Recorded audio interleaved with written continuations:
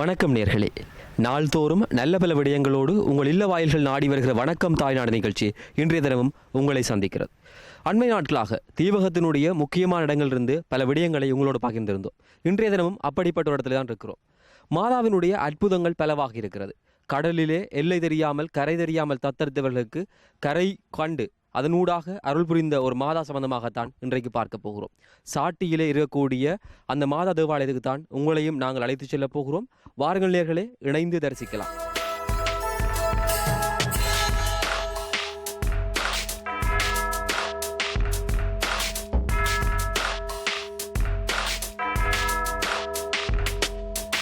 ஆரம்பத்திலே நாங்கள் குறிப்பிட்டது போல சாட்டி மாதா ஆலயத்தினுடைய அருகிலே தான் இப்பொழுது இருக்கிறோம்.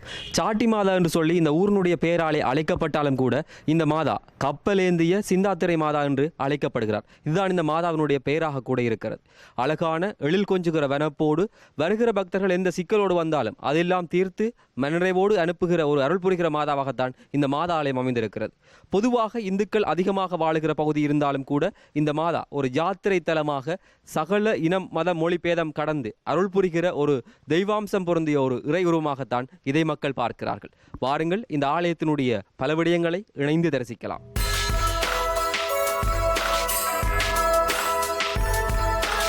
வளமையாக நாங்கள் செல்கிற ஆலயங்கள் எல்லாம் அந்த ஆலயங்களுடைய உட்பிரகாரங்களை காட்டுவது வளமையாக இருக்கிறது.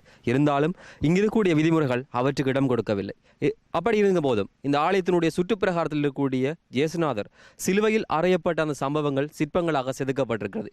அவற்றை தரிசிக்கலாம். அது மட்டுமல்ல, மிகப்பெரிய தண்ணி பற்றாக்குறை தீவகத்தில் இருந்தாலும் நல்ல குடிநீர் கிடைக்கக்கூடிய பல கிணறுகள் கூட இந்த பகுதியில் இருக்கிறது. வாருங்கள், இவற்றோடு பயணிக்கலாம்.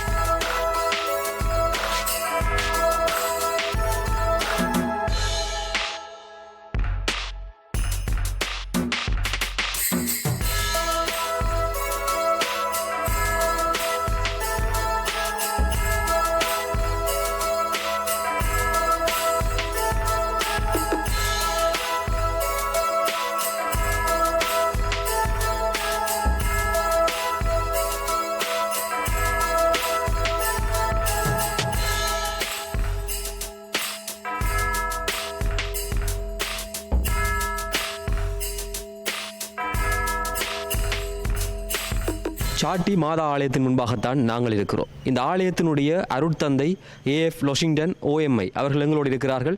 அவரோடு இந்த ஆலயம் சம்பந்தப்பட்ட இந்த தேவாலயத்தினுடைய முக்கியமான விடயங்கள் சம்பந்தமாக பேசலாம். வணக்கம் அருட்தந்தை அவர்களே, இந்த ஆலயத்தினுடைய ஆரம்பம் சம்பந்தமாக சில விடயங்களை பகிருங்கள். இந்த ஆலயம் போர்த்துகீசருடைய வருகையின் பொழுது கடலிலே ஒரு தத்தடைத்த கப்பலில் பயணித்த அந்த கப்பல் தலைவனும் அதில் பயணித்தவர்களும் அன்னை மரியாளிடத்திலே மேற்கொண்ட வேண்டுதலிலே சிறப்பாக இந்த கரையிலே அந்த கப்பல் கரையொதுங்கி அதற்கு நன்றியாக அந்த கப்பல் தலைவனும் பயணித்தவர்களும் இந்த தாங்கள் கப்பலிலே கொண்டு வந்திருந்த அந்த சுரூபத்தை இந்த கரையிலே விட்டு ஒரு ஆலயத்தை அமைத்து சென்றிருந்தார்கள். அது காலப்போக்கிலே சுற்றி வாழ்ந்த மக்களினாலே அன்னை மரியாளிடத்திலே கொண்டிருந்த பக்தியினாலே நம்பிக்கையினாலே அவருடைய பரிந்துரையை சிறப்பாக பெற்ற மக்கள் அந்த மரியாளுடைய பரிந்துரையிலே இந்த ஆலயத்திலே கூட பக்தியும் நம்பிக்கையும் கொண்டு ஆலயத்தை நிறைவாக வளர்த்தெடுத்தார்கள். இவ்வாறு தான் இந்த ஆலயம் இங்கே தோன்றியது. அதன் பின்னர் ஒல்லாந்தரனுடைய படையெடுப்பின் பொழுது கத்தோலிக்கர்களுக்கு ஏற்பட்ட அச்சுறுத்தலின் பொழுது இந்த ஆலயத்தினுடைய சுரூபம் ஒரு கிணற்றினுள்ளே அந்த சூட வாழ்ந்த கத்தோலிக்க மக்களின் ஆலயம் மறைத்து வைக்கப்பட்டதாகவும் அதன் பின்னர் மீண்டும் காலப்போக்கிலே ஆய்வாளர்கள் அல்லது மீண்டும் பக்தர்கள் எடுத்த முயற்சிகளினாலே அந்த சிறுவம் கண்டுபிடிக்கப்பட்டு மீண்டும் அந்த ஆலயம் அமைக்கப்பட்டு தொடர்ந்து இங்கே வழிபாடுகளும் பக்தி முயற்சிகளும் மேற்கொள்ளப்படுகின்றன. ஒவ்வொரு தேவாலயங்களை பொறுத்தவரையிலே மிக முக்கியமான பல விடயங்கள் இருக்கலாம். இந்த தேவாலயத்தை பொறுத்தவரையிலே இது ஒரு யாத்திரை தலமாக கூட இருக்குது. இந்த ஆலயத்தினுடைய சிறப்புகள் பற்றி சில விடயங்களை சொல்லுங்கள். இந்த மாதா கப்பல் ஏந்திய மாதா அல்லது கடல் நற்பயணத்தின் பாதுகாவலியாகிய மாதா என்று அழைக்கப்படுகின்றார். இந்த மாதாவை பக்தர்கள் தங்களுடைய அனுபவங்களினாலே கடலலை தாளாட்டும் தாயார், கரையில்லாத கருணை வெள்ளம் கொண்டிருக்கின்ற தாயார். ஆகவே அவரை நம்பி வருகின்ற எல்லோருக்கும் அவர் தன்னுடைய கருணை வெள்ளத்தினாலே அவர்களை நிரப்பி அவர்களுக்கு கடவுளுடைய அருளை பெற்றுக் கொடுக்கின்ற தாயாக இங்கே கொலுவீட்டிருந்து அன்னை மரியாள் தன்னிடத்தில் வருகின்ற பக்தர்களுக்கு அனுக்கிரகம் செய்து கொண்டிருக்கின்றார். ஆகவே அந்த தாயாரிடத்திலே சிறப்பான நம்பிக்கையோடு வேண்டுதல்களை மேற்கொள்ளுகிற பக்தர்களுக்கு தாயார் தன்னுடைய கருணை மழையை பொழிந்து கொண்டிருக்கின்றார். தனியே இந்த தேவாலயத்திற்கு கிறிஸ்தவ மக்கள் மட்டும்தான் வருகிறார்கள், இல்லை ஏனைய மதத்தவர்கள் வந்து இங்கே வழிபாட்டில் ஈடுபடுகிறார்களா? இல்லை, இலங்கையின் பல பாகங்களிலே இருந்து பல சமய மக்கள் வருகின்றார்கள். குறிப்பாக அண்மை காலங்களிலே இந்த எண் சோதனம் அல்லது வெவ்வேறு விஞ்ஞானபூர்வமான முயற்சிகளினாலே யாரோ ஒரு விரிவிரியாளர் அல்லது பல்கலைக்கழகம் சம்பந்தப்பட்டவர்கள் யாரோ சொல்லுகின்ற ஒரு பக்தி முயற்சி ஒன்று அண்மை காலமாக உருவெடுக்கின்ற குறிப்பாக பிற இந்து சமய சகோதரர்கள் தங்களுடைய ஆளளவு மெழுகுதிரிகளை கொண்டு வந்து செவ்வாய்க்கிழமைகளில் இங்கே ஒரு சிறப்பான முயற்சியை நம்பிக்கையோடு அன்னை மரியாளிடத்திலே மேற்கொள்ளுகிறார்கள். இன்னும் சிறப்பாக திருநாள் காலங்களிலும் நாங்கள் தபக்காலம் என்று சொல்லுகின்ற எங்களுடைய அந்த 40 நாள் உபவாச காலங்களிலும் பிற சமய சகோதரர்கள் இங்கே நிறைய வந்து அன்னை மரியாளுடைய கருணை மலையிலே நனைந்து அருள் பெற்று செல்லுகிறார்கள். இறுதியாக ஒரு கேள்வி, இந்த பகுதியில் கூடிய மக்களுடைய மிக பிரதானமான தொழில் அல்லது இந்த மக்கள் பற்றி சொல்லுங்கள். இந்த மக்கள் குறிப்பாக நான் ஆலயத்தினுடைய வரலாறு பற்றி என்னுடைய முதலாவது விளக்கத்திலே சொல்லியிருந்தேன். யுத்தத்தினுடைய அனர்த்தங்கள் தாக்கங்கள் இந்த ஆலயத்துக்கு ஏற்பட்டது. ஆகவே இந்த ஆலயத்தை சூழ்ந்து வாழ்ந்த மக்கள் நிறைய இடம்பெயர்ந்து சென்றிருந்தார்கள்.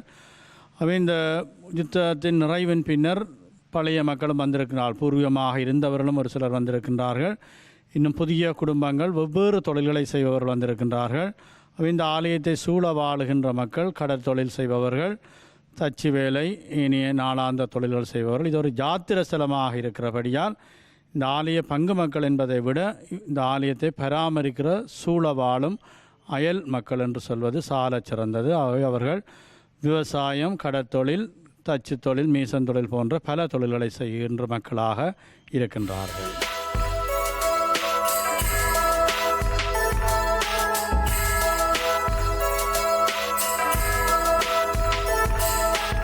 அருட்தந்தை அவர்கள் முன்பாக குறிப்பிட்டது போல எங்களுடைய தாயகத்தைச் சேர்ந்த மக்களை விட புலம்பெயர்ந்தவர்கள், அதிலும் தனிய கிறிஸ்தவர் மக்கள் மட்டுமல்ல இங்கு வருகிறார்கள், ஏனைய மதத்தவர்களும் இங்கு வந்து வழிபட்டு செல்கிறார்கள். நாங்கள் இங்கு வழிபட வந்தவரிடம் இது சம்பந்தமாக பேச போகிறோம். வணக்கம், உங்களுடைய பெயர்? சுந்தரலிங்கம். நீங்கள் எங்கிருந்து வர்றீங்க? கனடா. இந்த ஆலயத்திற்கு நீங்கள் வந்தனுடைய நோக்கம் என்ன? எனக்கு பொதுவாக இந்து மதத்தையோ இல்லை சைவ மதத்தையோ இல்லை கிறிஸ்தவ மதம் ஒன்று இல்லை. எல்லா மதமும் எனக்கு ஒரு சம்மதமான மதம். எல்லா இறைவனும் நல்ல இடங்களுக்குத்தான் மனிதர்கள் இட்டு செல்கிறார்கள். ஆகையினால் நான் எங்கே கோவில் இருந்தாலும் அங்கே இறங்கி வழிபடுவது வழக்கம். அது எந்த கோவிலாக இருந்தாலும் வழிபடுவது வழக்கம். ஒவ்வொரு ஆலயங்களை வழிபடுகிற போது தனிப்பட்ட முறையிலே ஒரு அபிமானம் இருக்கும், அல்லது ஒரு அதிகமான நம்பிக்கை இருக்கும். சைவ கோவில்கள் இத்தனை இருக்கத்தக்கதாக ஒரு இந்துவாக இந்த ஆலயத்துக்கு வருகிற போது உங்களுடைய மனநிலை எப்படி இருக்கிறது? என்னுடைய மனநிலை நான் பெரும்பதியாக இந்து கோவிலையும் வழிபடுவேன். அதே மாதிரி இந்த கோவிலையும் நான் வழிபடுவேன். இப்போ இந்த கோவிலை தரிசித்து கொண்டு இந்த இடங்களையும் கொஞ்சம் பார்த்துக்கொண்டு போகலாம்னு தான் நீங்கள் வந்தாங்க. இந்த ஆலயத்தினுடைய முக்கியமான விடயங்கள் சம்பந்தமாக நாங்கள் பார்த்துவிட்டு வருகிற போது ஒரு அம்மா அவர்களை சந்திக்க கிடைத்தது. அவரிடமும் இந்த தேவாலயங்கள் சம்பந்தமாக பல விடயங்களை கேட்டு தெரிந்து கொள்ளலாம் என்று நம்புகிறோம். அவரோட பேசி பார்க்க போகிறோம். உங்களுடைய பேர் என்னம்மா? மரிய லூசியா. உங்களை பார்க்கிற போது இந்த ஆலயத்தினுடைய மிக நீண்ட காலமாக பின்னிப்படைந்த ஒருவராக தெரிகிறது. பலர் இந்த ஆலயத்தை பற்றி பேசிக் கொள்கிற போது சாட்டி மாதா ஆலயம் என்று சொல்கிறார்கள், இன்னும் பல பேர்களால் அழைக்கிறார்கள். இந்த ஆலயத்தினுடைய உண்மையான பெயர் எதுவாக இருக்கிறது?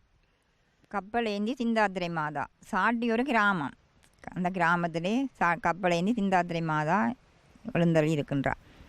இந்த ஊரினுடைய பெயராலே தான் கப்பலேந்தி சிந்தாத்திரை மாதா என்று சொல்லி அழைக்கப்படுகிற அந்த மாதா கூடிக்கொண்டிருக்கிறார். இந்த ஆலயத்தை பொறுத்தவரையிலே முக்கியமான விடயங்களாக என்னென்னவெல்லாம் இருக்கிறது? முக்கியமான விடயம் என்று சொல்ல போனால்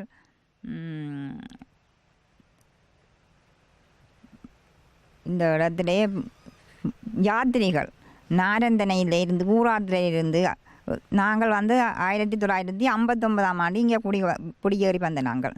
அதில் இருந்து நாரந்தனை ஊராத்திரை சின்னமடு மக்கள் தான் இங்கே வந்து வண்டியில் வந்து போவார்கள். அந்த காலத்திலேருந்து பெருசாக இங்கே குடியன்றது இல்லை, ஒரு வேதக்கார குடியன்று இல்லை. இங்கே சைவக்காரர் தான் கூடுதலாக இருக்கிறார்கள்.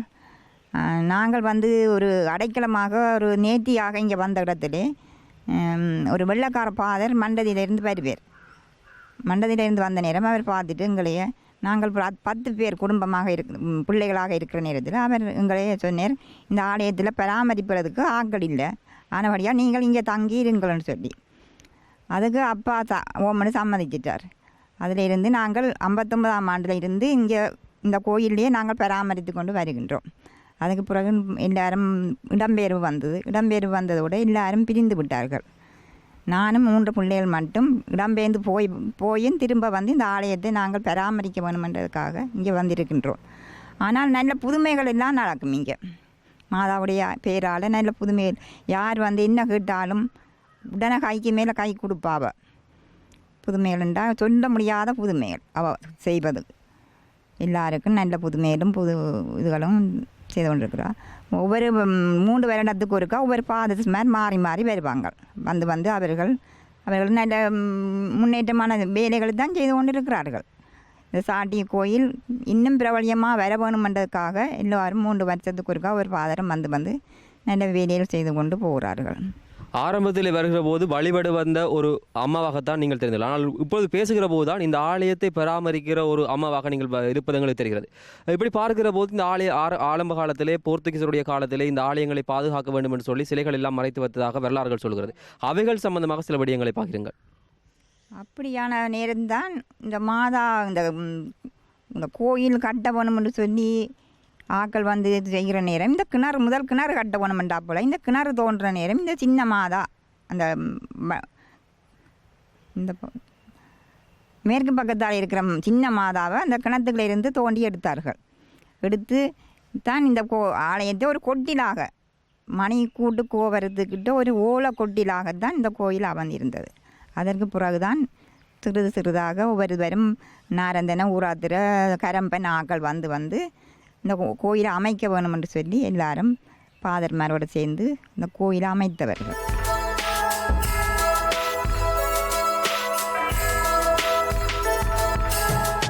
அருட்தந்தை அவர்கள் குறிப்பிட்டது போல அந்நியர்கள் படையெடுத்து இங்கே வந்தபோது இந்த மதத்தை பாதுகாக்க வேண்டும், கத்தோலிக்க மதத்தினுடைய தொன்மையை பேண வேண்டும் என்று சொல்லி எதிர்பார்க்கப்பட்டதினாலே மாதாவினுடைய சுருவம் பேணி பாதுகாக்கப்பட்ட போடப்பட்ட கிணறு தான் இந்த கிணறு.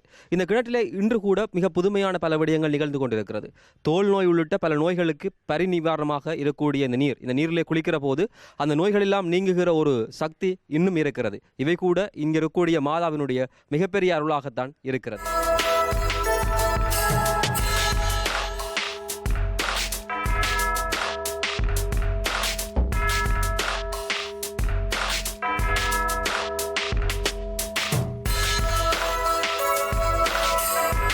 தீவகம் என்று சொன்னாலே குடிநீர் பற்றாக்குறையான பிரதேசம் என்றுதான் பலர் பேசிக்கொள்வார்கள். ஆனால் கடற்கரைக்கு மிக அருகிலே இருந்தாலும் கூட நல்ல குடிநீர், இந்த தீவகம் முழுவதும் செல்கிற குடிநீர் கூட இங்கே இருக்கக்கூடிய கிணறுகள் இருந்தான் செல்கிறது. அதுபோல இந்த மாதா ஆலயத்துக்கு முன்பாக இருக்கிற கிணத்துக்கு அருகிலே தான் நாங்கள் இப்பொழுது இருக்கிறோம். இது கூட நல்ல குடிநீர் கிடைப்பது கூட இந்த மாதாவினுடைய ஒரு புதுமையான அருளாகத்தான் பார்க்கப்படுகிறது.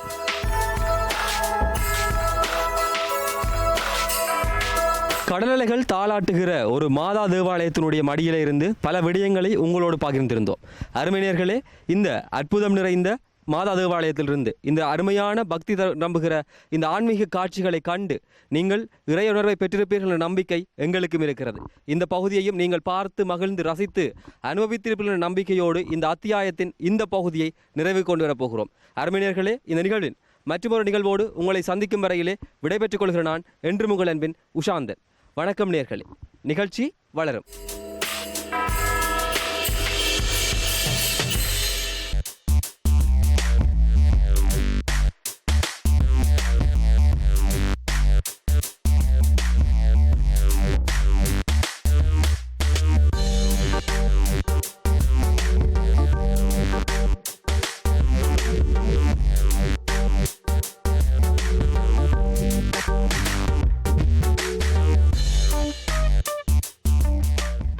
விளம்பர இடைவெளியை தொடர்ந்து மீண்டும் சந்திப்பதிலே மிக்க மகிழ்ச்சி. இது உங்கள் வணக்கம் தாய்நாடு நிகழ்ச்சி. இந்த நிகழ்ச்சியிலே நாங்கள் முதற் பகுதியிலே புளியங்கோடிலே இருக்கக்கூடிய ஒரு மிக முக்கியமான ஒரு ஆலயத்தை பற்றியும் அதை சார்ந்திருக்கக்கூடிய விடயங்கள் பற்றியும் நாங்கள் உங்களுக்கு காட்சிப்படுத்தினோம்.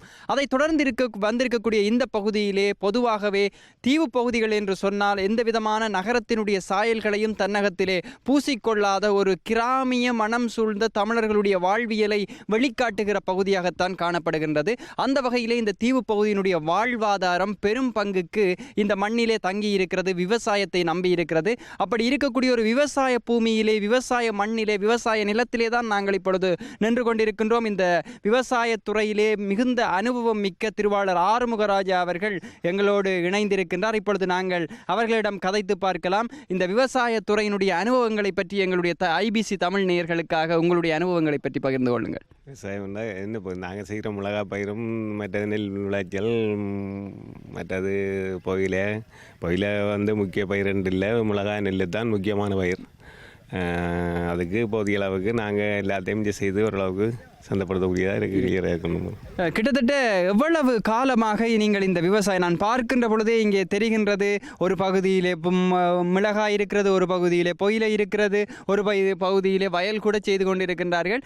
எவ்வளவு காலமாக இந்த செய்கையிலே ஈடுபட்டிருக்கிறீர்கள்? இது நாங்கள் எப்படி பரம்பரையாக விவசாயத்தில் நிற்கிறோம், வேறு ரெண்டு இல்லை தானே.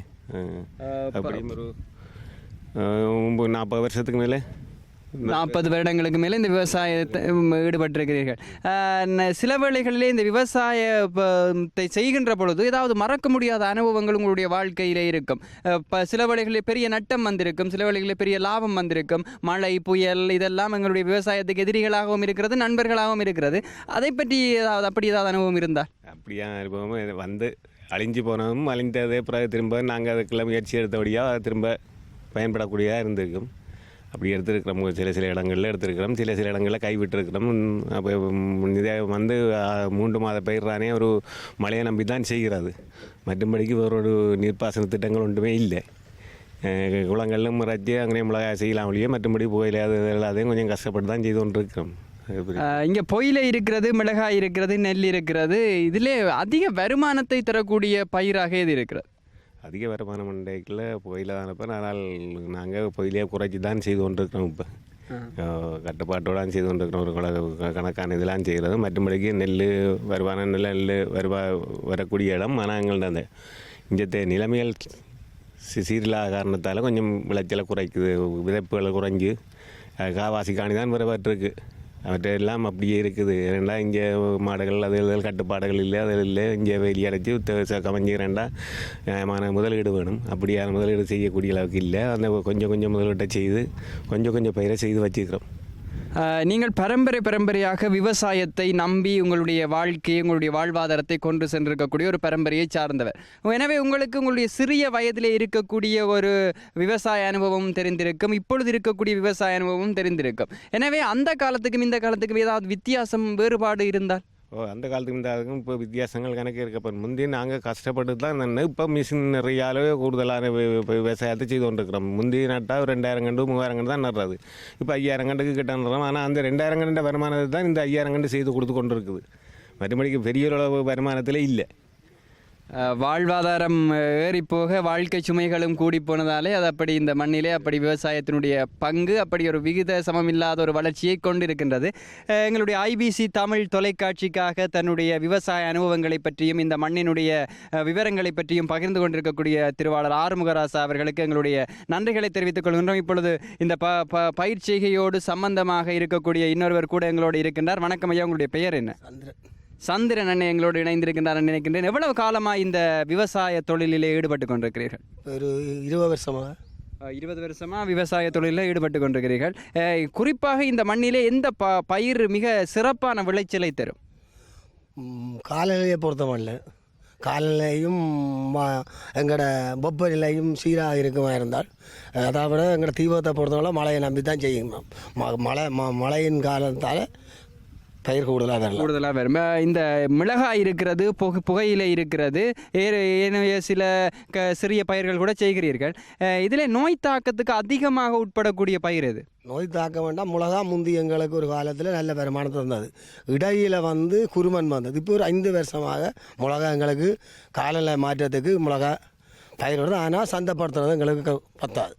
குருமன் அந்த நோய் தாக்கம் இன்றைக்கு இருக்கிறதா, இல்லாட்டி எதை அந்த நோய் தாக்கத்திலிருந்து மிளகாயை பாதுகாப்பதற்காக எதை பயன்படுத்துகிறீர்கள்? இப்போ கிருமிநாசினியை தான் பயன்படுத்தி கொண்டிருக்கிறீர்கள். சந்தைப்படுத்தல் வாய்ப்பு என்பது இந்த காலத்திலே மிக குறைவாக இருக்கிறது என்று சொல்லியிருந்தீர்கள். இதுக்கு காரணம் என்ன? இன்றைக்கு தென்னிலங்கையிலே இருந்து கூட விவசாய உற்பத்திகள் வடக்கு நோக்கி வருவது காரணமா, அல்லது இங்கேயே மிக உற்பத்தி ஏற்படுவது காரணம்? மிக தீவிர பொறுத்தவரையில் மிக உற்பத்தி செய்யலாம். அது தீவிரத்தை போல ஒரு சந்தை பயப்பொண்டு கொண்டு போன வேண்டாம். சந்தை தீபத்தோட தான் இருக்குமா இருந்தால் தின்ன வெளியே கொண்டு போக தேவையில்லை. முழு பேர் மிஞ்சிய வந்து ஒரு சந்தைக்கு ஒரு நடுநிலைக்கு மிளகறி சரி எல்லாத்தையும் கொண்டு வந்தால் கூடின விலைக்கு விற்கலாம்.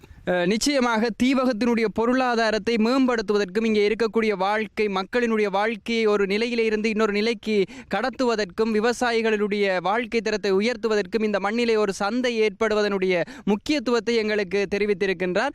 எங்களுடைய ஐபிசி தமிழ் தொலைக்காட்சிக்காக தன்னுடைய கருத்தை தெரிவித்திருக்கக்கூடிய திருவாளர் சந்திரன் அவர்களுக்கு எங்களுடைய மனமார்ந்த நன்றிகளை தெரிவித்துக் கொள்கிறோம். நன்றி.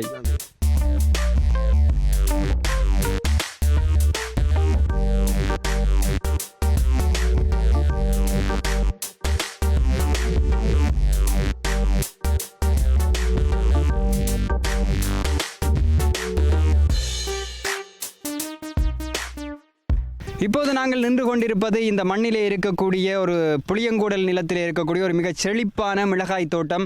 இன்றைக்கெல்லாம் வடபகுதியை யாழ்ப்பாணத்தை எடுத்துக்கொண்டால் தம்புள்ளை சந்தையிலே இருந்து மிக காரம் குறைந்த வேற்று இனத்தை சார்ந்த மிளகாய்கள் வந்து கொண்டிருக்கின்றன. ஆனால் இந்த தீவு பகுதியிலே விளையக்கூடிய இந்த மிளகாய்கள் மிகுந்த காரத்தன்மை உடையனவாகவும் எங்களுடைய உடலுக்கு ஆரோக்கியத்தை தருகின்ற ஒரு சுவை சேர்க்கக்கூடிய உணவுப் பொருளாகவும் இன்றைக்கு இருந்து கொண்டிருக்கின்றது. இந்த நிலத்திலே நாங்கள் பார்க்கின்ற பொழுது இங்கே உரம் போட்டு கொண்டிருக்கிறார்கள், ஒரு பக்கத்தாலே தண்ணீர் வைத்து கொண்டிருக்கிறார்கள். ஒரு குடும்பமாக சேர்ந்து ஒரு அன்போடு செய்யக்கூடிய ஒரு பயிற்சியாக நாங்கள் இந்த செய்கையை பார்க்கின்றோம். இவை இந்த ஏற்றுமதிக்காக தயாராக போகின்ற நிலையிலே இவற்றிலிருந்து பறிக்கப்படுகின்ற மிளகாய்களை சந்தைக்கு விநியோகம் செய்யக்கூடிய நடவடிக்கைகள் நடைபெறுகின்றன என்பதையும் இவர்கள் தெரிவித்திருந்தார்கள். இப்பொழுது இந்த தோட்டத்தோடு சம்பந்தமாக இருக்கக்கூடிய ஒரு மிகச்சிறிய தம்பி ஒரு ஆளுங்களோடு இணைந்திருக்கின்றார். பானுசன் என்ற அவருடைய பெயரை நாங்கள் அறியக்கூடியதாக இருக்கின்றது. வணக்கம் தம்பி. இந்த தோட்டத்தில் இப்போ நான் நினைக்கிறேன் நீங்கள் பள்ளிக்கூடத்தில் படித்து கொண்டிருக்கிறீங்களா? எந்த பள்ளிக்கூடத்தில் படிக்கிறீங்க? வேலனைசன் மத்திய கல்லூரியில் படித்து கொண்டிருக்கிறீர்கள். ஆனால் இந்த தோட்டத்தில் வந்து இப்போ இப்படி இறைக்கிற கால பகுதியில் நிற்கிறீங்க. இப்படி எவ்வளோ காலமாக நீங்கள் இந்த அனுபவம் உங்களுக்கு இருக்கு?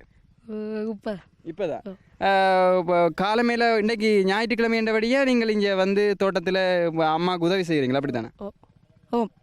இதை விட வேறு என்ன செய்வீங்க? உங்களை பொழுதுபோக்கு என்ன? என்ன விளையாட்டு விளையாங்க? கேட்குற கேள்விக்கெல்லாம் அந்த ஒத்த வேலையிலேயே பதில் சொல்கிறேன்னா நினைக்கிறேன் நீங்கள் சரியான சிக்கனமான ஒரு குடும்பத்தை சேர்ந்தவர்கள் அல்லது சிக்கனமான தம்பி என்று நினைக்கிறேன். படிவாக்க சொல்லலாம். என்ன வேறு ஏதாவது விளையாட்டுகள் அல்லது கல்வி நிலையங்களுக்கு போகிற இல்லையா? தனியார் கல்வி நிலையம் எங்கே? மாமரி கல்வி நிலையம். அங்கே போகிறீங்க. அதை தவிர விளையாடுறதும் கல்வி நிலையங்களுக்கு போகிறதும் தோட்டத்துக்கு வந்து உதவி செய்கிறது தான் உங்களோட வேலையா? வேறு ஒன்றும் செய்கிறீங்களா? இல்லை. தம்பி அவர்கள் மிகுந்த ஒரு கூச்ச சுவாபம் இருக்கிறது என்று நினைக்கின்றேன். ஒற்றை வரி விடைகளிலே எங்களுக்கு சுருக்கமாக பதிலை தந்திருக்கின்றார். தம்பி அவர்களுக்கு எங்களுடைய நன்றிகளை தெரிவித்துக் கொள்கின்றோம்.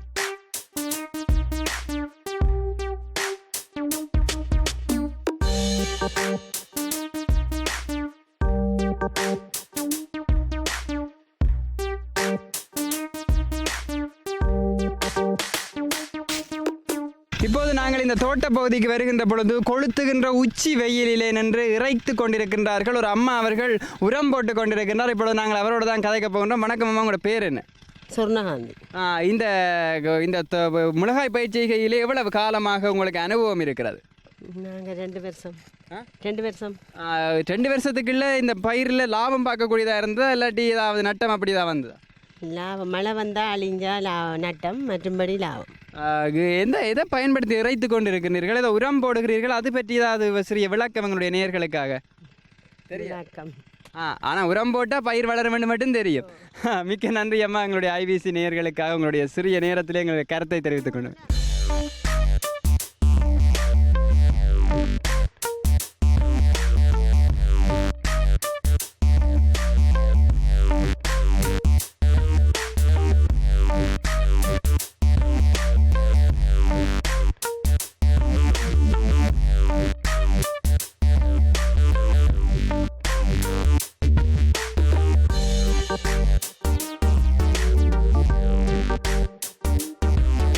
கொளுத்துகின்ற உச்சி வெயிலை கூட பொருட்படுத்தாது இந்த மிளகாய் பயிர்களை நம்பி வாழக்கூடிய ஒரு குடும்பம், பெண் தலைமைத்துவத்தினுடைய ஒரு குடும்பமும் அந்த அம்மாவையும் தான் நாங்கள் இப்பொழுது பார்த்திருந்தோம். உரம் போட்டு கொண்டிருக்கின்றார். அவருடைய 2 மகன்களும் தண்ணீர் இறைத்து கொண்டிருக்கின்றார்கள். இந்த மண்ணிலே நடைபெற்ற கொடிய யுத்தம் முடிவடைந்து விட்டாலும் அது தந்திருக்கக்கூடிய வடுக்கள் இன்றைக்கும் இந்த மண்ணின் சகல பகுதிகளிலும் பரவி இருப்பதற்கு ஒரு மிக சிறந்த சான்றாக அந்த குடும்பம் இருக்கும் என்று நினைக்கின்றேன். யுத்தத்தினுடைய ஒரு காரணத்தினாலே அவருடைய அந்த குடும்பத்தினுடைய தலைவனை இழந்துவிட்டு இன்றைக்கு தன்னுடைய வாழ்வாதாரத்தை கட்டி எழுப்பி கொண்டிருக்கக்கூடிய ஒரு குடும்பத்தை தான் நாங்கள் இப்பொழுது பார்த்தோம். வாருங்கள் நேயர்களே, இந்த மண்ணிலே பார்க்க வேண்டிய அல்லது நாங்கள் அறிய வேண்டிய பல விடயங்கள் இன்னும் இருக்கின்றது. அவற்றை சென்று பார்க்கலாம்.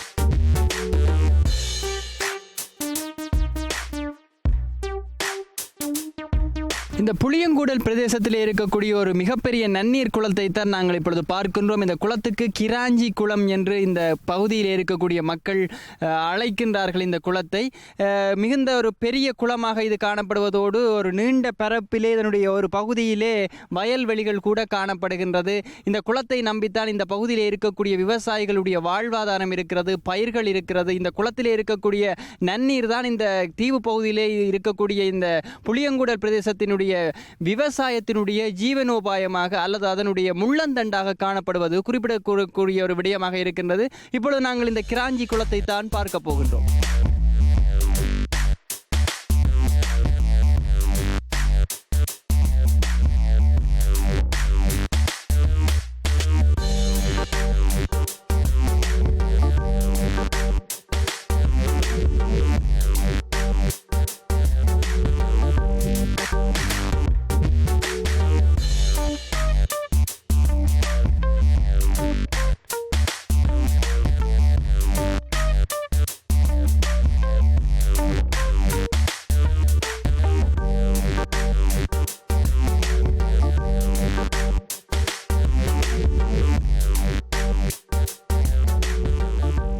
இப்போது நான் இருந்து கொண்டிருக்கக்கூடிய இந்த இடம் புளியங்கூடல் காட்டு வைரவர் ஆலயம் என்று இந்த மக்களால் போற்றி வணங்கக்கூடிய ஒரு வைரவர் ஆலயம். பொதுவாகவே தீவு பகுதியை அல்லது யாழ்ப்பாணத்து மக்களினுடைய வாழ்க்கை கோலங்களோடு நாங்கள் ஒன்றித்து பார்க்கின்ற பொழுது கிராமிய தெய்வ வழிபாடு என்பது எந்த காலப்பகுதியிலும் அல்லது எந்த காலத்திலும் தவிர்க்க முடியாத ஒரு விடயமாக காணப்படுகின்றது. அப்படி இருக்கக்கூடிய கிராமிய தெய்வங்களிலே மிக முக்கியமான காவல் தெய்வமாக இருக்கக்கூடிய இந்த புளியங்கூடல் காட்டு வைரவர் ஆலயம் தான் நான் இப்பொழுது இருந்து கொண்டிருக்கின்றேன்.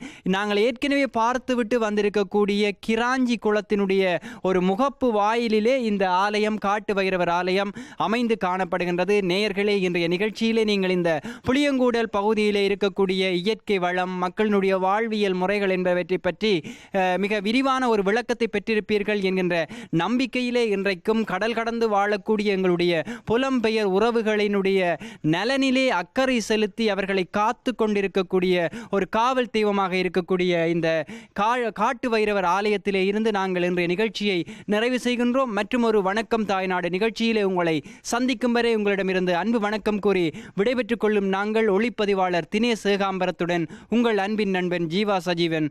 வணக்கம் நேயர்களே.